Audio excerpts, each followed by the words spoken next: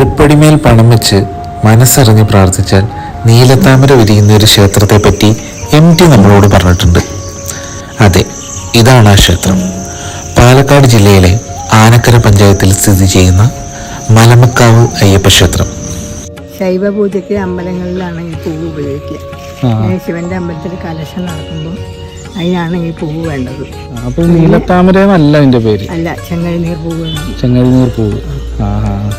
സിനിമയിലേക്കാണ് നീലത്താമര. നീലത്താമര സൂര്യപ്രകാശം നല്ല കുട്ടിയാലേ വിരിയുള്ളൂ. ചെങ്ങഴിനീർ പൂവ് എന്നാണ് പേര്. നീലത്താമര എന്നാക്കിയതാണ്. അതെ. കളങ്കമില്ലാത്ത മനസ്സുകൊണ്ട് തൃപ്പടിമേൽ പണം വെച്ച് പ്രാർത്ഥിച്ചാൽ പിറ്റേ ദിവസം ക്ഷേത്രക്കുളത്തിൽ പൂ വിരിയുമെന്നാണ് വിശ്വാസം. അങ്ങനെ ചെങ്ങഴിനീർ പൂ വിരിയുന്ന ഈ ക്ഷേത്രം MTയിലൂടെ നീലത്താമര വിരിയുന്ന ക്ഷേത്രമായി മാറി.